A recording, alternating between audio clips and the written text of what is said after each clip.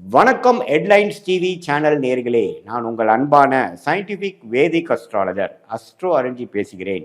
நல்லது நினைப்போம், நல்லதே நடக்கும். இந்த வீடியோவில் நம்ம என்ன பார்க்க போறோம்னா, ரிஷபராசிக்காரர்களுக்கு அக்டோபர் 2025 மாதம் எத்தகைய ஒரு மாதமாக, எத்தகைய ஒரு பலாபலன்கள் நிறைந்த ஒரு மாதமாக, காலகட்டமாக வரப்போகிறதுங்கிறது சயின்டிபிக் வேதிக் அஸ்ட்ராலஜி முறையில், அறிவியல் சார்ந்த ஜோதிட முறையில் உங்களுடைய கர்மா எப்படி செயல்பட போகிறது, வாழ்க்கையில் சம்பவங்களாக எப்படி உருவெடுக்க போகிறது, நம்மளுடைய கோச்சார் அமைப்பு, ஆண்டு கிரகங்கள், மாத கிரகங்களோட பயிற்சி எப்படி ரிஷபராசிக்காரர்களை அக்டோபர் மாதம் பாதிக்க போகிறது, என்ன மாதிரி பலன்கள் கொடுக்க போகிறதுங்கிறது நம்ம துல்லியமாக இந்த வீடியோவில் பார்க்க போகிறோம்.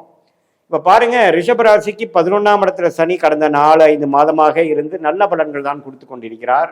அதே சமயத்தில் 2ஆம் இடம் என்று சொல்லப்படுகிற குடும்ப தன வாக்குஸ்தானத்திலும் குரு இருந்து நல்ல ஒரு பலன் 8ஆம் வீட்டுக்கு கனெக்ட் ஆகி வெளிநாடு, வெளிமாநிலம், கூட்டு தொழில், அது மாதிரி சில விஷயங்கள், ஷேர் மார்க்கெட், லாட்ரி மூலமாக ஸ்பெக்குலேட் பண்ணுறது, முதலீடுகள், அடுத்தவங்களுடைய பணம், இது மாதிரி ஒரு விசித்திரமான சில அமைப்புகளை கொடுக்கக்கூடிய அமைப்பு டிராவலிங், அதெல்லாம் நிறைய கொடுக்கக்கூடிய அமைப்பு குரு 2ஆம் இடத்திலிருந்தும் சனி 11ஆம் இடத்திலும் நல்ல பலன்கள் தான் கொடுக்குறார்.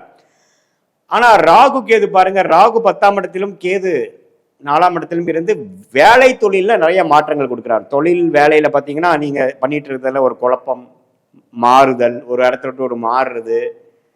இந்த வருஷம் ஃபுல்லாக 18 மாதங்கள் பார்த்தீங்கன்னா ராகு 10ஆம் இடத்திலும் கேது 4ஆம் இடத்திலும் இருக்கும் பொழுது, ராகு கேதுகள் எந்த ஆக்சிஸில் இருக்காங்களோ அதில் அவங்க ஆக்டிவேட் பண்ணுவாங்க, அதில் நிறைய கர்மாவை செயல்படுத்துவாங்க. ஸோ தொழில் விஷயங்கள், வேலை விஷயத்தில் நிறைய மாற்றங்கள் வரப்போகுதுங்கிறது தெரிஞ்சுக்கோங்க. குறிப்பாக ராகு திசை நடக்கிறவங்களுக்கு, ரிஷபராசிக்காரர்களுக்கு. ஆனால் சனியின் சஞ்சாரமும் குருவின் சஞ்சாரமும் தப்பில்லை. ஆனால் ராகு குருவின் பார்வை பெறுவதனால பெரிய பாதிப்பும் இல்லைங்கிறது தெரிஞ்சுக்கணும். அதே சமயத்தில் மாத கிரகம் என்று சொல்லப்படுகிற ராசி அதிபதியாகிய சுக்கிரன் இதுவரை 4ஆம் இடத்துல இருந்து 5ஆம் இடத்துக்கு வரார், நட்பு வீட்டுக்கு வரார். என்னதான் நீச்சமாக போனாலும் தப்பில்லை, ஓரளவுக்கு அவருக்கு பிடித்த 5ஆம் இடத்துக்கு வருகிறார். அதே சமயத்தில் 2வது வாரத்திலிருந்து புதன், ராஜயோக அதிபதி புதன் 6ஆம் இடத்துக்கு போய் குரு பார்வை பெறுகிறார். ஸோ 6ஆம் இடங்கிறது என்ன, கொஞ்சம் ஒரு கடன் வாங்குறது, வெளியூர்களை போகிறது, குடுக்கல் வாங்கல பிரச்சனை. அதே சமயத்தில் கொஞ்சம் அடுத்தவங்களோட பணமும் வரும், ஏன்னா குருவின் பார்வை பெறுகிறார் இல்லையா. ஸோ ஒரு இம்போர்ட் எக்ஸ்போர்ட் பண்ணுறது, வெளிநாடு போகிறது, குடுக்கல் வாங்கல், லாட்ரி, ஸ்டார் மார்க்கெட், ஒரு டாப் அப் லோன் வாங்குறது, அது மாதிரி பல விஷயங்களை கொடுக்கக்கூடிய அமைப்புகள் இருக்கு. ஸோ சுக்கிரன் 5க்கு வரார், புதன் 6க்கு போறார். அதே சமயத்தில் செவ்வாய்ங்கிற கிரகம் 7ஆம் இடத்துல இருந்து கடைசியில தான், மாதத்தின் கடைசி 8 மாதத்துக்கு போறார், 7ஆம் இடத்துக்கு போறார். ஸோ இது எத்தகைய ஒரு விஷயத்தை காட்டுதுன்னு பார்த்தீங்கன்னா, ரிஷபராசிக்காரர்கள் அக்டோபர் மாதம் கொஞ்சம் கவனமாக இருக்க வேண்டிய மாதம். ஏன்னா ராசி அதிபதி ஆகிய சுக்கிரன் நீச்சமாக போய் சனி பார்வை பெறுகிறார். ஸோ சில டெசிஷன்லாம் நீங்கள் அக்டோபர் மாதம் எடுக்கிறப்ப கொஞ்சம் கவனமாக இருக்கணும். ராசி அதிபதியை நீச்சமாக போய் சனி பார்வை பெறுகிறார். 5ஆம் வீடுங்கிற குழந்தை பாவம், தனஸ்தானமாக 6க்கு போகிறார். ஸோ அதனால் கடன் படுதல், குழந்தைகள்னால சில மெனக்கெடுதல், குழந்தைகளுக்கு உடல் நலத்துக்காக சில செலவு பண்ணுறது, தேவையில்லாத செலவுகள், அனாவசியமான குடுக்கல் வாங்கல் பிரச்சனை, இதெல்லாம் கொடுக்கறதுக்கு வாய்ப்புகள் உண்டு. அவர் போய் செவ்வாயோட சேர்றார், அதுவும் சரியில்லை புதன். அதே சமயத்தில் சூரியன் பார்த்தீங்கன்னா அவரும் 6க்கு போய் நீச்சமாக போகிறார்.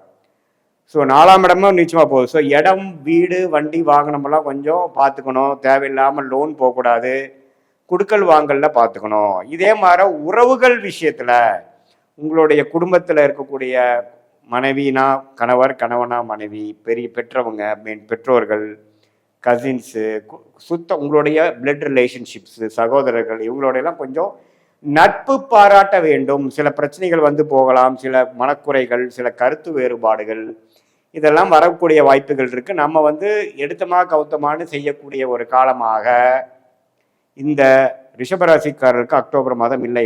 நம்பர் 1 ரீசன் ராசி அதிபதி நீச்சமா போறார். நீச்ச பங்கம் ஆகிறாரா? நீச்ச பங்கம் ஆகிறார், ஆனால் அது முழு பங்கம் இல்லை. சனியின் பார்வை பெறுகிறார். குரு பார்வை பெறுகிறாரா? இல்லை.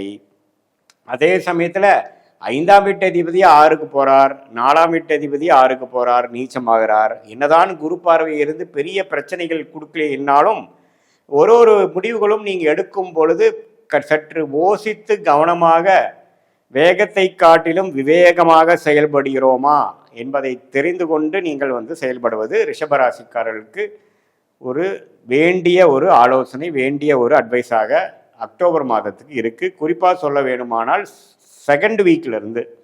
அக்டோபர் செகண்ட் வீக்லேருந்து கோச்சார் அமைப்பில் இருக்குது. இது மாதிரி அமைப்புகள் உண்டு. அதே சமயத்தில் உங்களுக்கு இடம் விஷயங்கள், பிஸ்னஸ் விஷயங்கள், வேலை விஷயத்தில் மாற்றங்கள் உண்டு. அது எந்த மாதம் எப்படி நடக்குங்கிறது உங்களுடைய ஜென்ம ஜாதகத்தில் தசாபுக்திகள் எப்படி போய்கொண்டிருக்கிறது, நீங்கள் எந்த நேரத்தில் எந்த தேதியில் பிறந்தீங்க வச்சு ஒரு ஜாதகத்தை போட்டு அதில் என்ன நட்சத்திரம் என்ன தசை போகுதுங்கிறதெல்லாம் பார்த்து துல்லியமாக நம்ம எடுக்கலாம். இதில் பார்த்தீங்கன்னா உங்களுடைய டோட்டலாக எது மாதிரி ஒரு பேட்டர்னில் நமக்கு பிரச்சனை வரும், எதில் சேஞ்சஸ் காட்டுது அப்படிங்கிற விஷயத்தையே நம்ம அக்டோபர் மாதம் பொறுத்த வரைக்கும் நம்ம ரிஷபராசியில் ஆண்டு கிரகத்தை வைத்தும் மாத கிரகத்தை வைத்தும் அது போய் சஞ்சரிக்கக்கூடிய நட்சத்திரங்கள் வைத்து நம்ம சொல்லலாம். ஸோ குரு பார்வை இருப்பது தவறில்லை. ராசி அதிபதிக்கு குரு பார்வை இல்லையான்றாலும் புதனுக்கும் சூரியனுக்கும் குரு பார்வை பெறுவதனால சமாளிக்கக்கூடிய பிரச்சனைகள் உண்டு. அது அதே சமயத்தில் உடல் உபாதைகள், கடன் தொல்லைகள், வம்பு வழக்குகளுக்கும் சில பேர்த்துக்கு ஒரு தவறான 6ஆம் வீட்டு திசையோ 8ஆம் வீட்டு திசையோ நடக்கிறவங்களுக்கு கண்டிப்பாக கொடுப்பதற்கு வாய்ப்புகள் உண்டு. ஸோ உங்களுடைய ஜாதகத்தில் எந்த பாவம் ரன் ஆகிட்டு இருக்கு, என்ன ஆதிபத்தியம் ரன் ஆகிட்டு இருக்குன்னு பொறுத்து தான் சொல்ல முடியும். பொதுவாக கோச்சார் அமைப்புகள் உங்களை கவனமாக இருக்க வைக்கக்கூடாது. அதே சமயத்தில் காம்படிட்டிவ் எக்ஸாம்ஸ் படிக்கக்கூடிய மாணவர்கள், ஸ்கூல் எக்ஸாம்ஸு, காலேஜ் எக்ஸாம்ஸ் பண்ணுறவங்களுக்கெல்லாம் கொஞ்சம் மாதத்தின் செகண்ட் ஹாஃப்லேருந்து கொஞ்சம் நல்லா கான்சென்ட்ரேட் பண்ணக்கூடிய அமைப்புகள் உண்டு. ஏன்னா சனியின் பார்வையிலேருந்து விலகிறாங்க. ஸோ படிக்கிறவங்க, அது மாதிரி விஷயத்தில் இருக்கிறவங்க, பண விஷயத்தில் போக்குவரத்தில் இல்லாமல் படிப்பு டெக்னிக்கல் துறையில் இருக்கிறவங்களுக்குலாம் நல்ல டெவலப்மெண்ட் உண்டு. ஏன்னா குருவின் பார்வை சூரியன் புதன் மேலே உழுகிறனால ஓரளவுக்கு கிளாரிட்டியும் கான்சென்ட்ரேஷன் கிடச்சி எக்ஸாம்ஸில் பாஸ் பண்ணி நல்லா காம்படிட்டிவான சில ஸ்கோர்ஸ் எடுக்கக்கூடிய அமைப்பு ரிஷபராசிக்காரர்களுக்கு கட்டாயம் உண்டு. ஸோ அந்த மாதிரி அமைப்பு வச்சு பார்க்கும் பொழுது அந்த மாதிரி ஒரு துறையில், அது மாதிரி ஒரு வாழ்க்கை அமைப்பில் இருக்கிறவங்களுக்கு சாதகமான பலன்களும், பணம் போக்குவரத்து செஞ்சு கொண்டு இருக்கிறவங்க, கமர்ஷியல் லைஃப்பில் இருக்கிறவங்க, வியாபாரம் செய்கிறவங்க, குடுக்கல் வாங்கல் நிறையா இருக்கிறவங்க, கடன் விஷயத்தில் இருக்கிறவங்க, எக்ஸ்போர்ட் இம்போர்ட் பண்ணிட்டு இருக்கிறவங்க, அவங்களுக்குலாம் கொஞ்சம் கேர்ஃபுல்லாக இருக்கக்கூடிய அமைப்புகள் நான் சொன்ன மாதிரி தேவைப்படுகிறது. ரீசன் பீயிங் உங்களுக்கு நான் சொன்ன மாதிரி இந்த 6ஆம் இடம் வலுக்குது. 6ஆம் இடம் வலுக்கும் பொழுது ஆகக்கூடிய கடன் கடைசி அதை அடைப்பதற்கு மிகப்பெரிய பிரச்சனை ஆகிறதுக்கு வாய்ப்பு இருக்குது. இது நல்ல தசாபுக்திகள் போயிட்டு இருக்கும் பொழுது தவறு இல்லை. பட் தசாபுக்திகளும் சிறப்பில்லாத பொழுது அதை அவசரத்தில் நம்ம பண்ணது கடைசி நம்ம ஒரு பெரிய பிரச்சனையாக வரும். அதே மாதிரி சீனியர் சிட்டிசன்ஸும் பார்த்தீங்கன்னா இந்த உடல் உபாதைகள் எல்லாம் கொஞ்சம் கண்ட்ரோலில் வச்சுக்கணும். ட்ரீட்மெண்ட் கரெக்டான ட்ரீட்மெண்ட் பண்ணுறோமான்னு பார்க்கணும். போய் நம்ம டாக்டர்ஸை கரெக்டாக பார்த்து அதுக்கு தகுந்த மாதிரி மருந்துகளை எடுத்துக்கொண்டு நீங்கள் அதை நம்ம ஃபாலோ பண்ணும் பட்சத்தில் எந்த ஒரு பிரச்சனையும் வராது.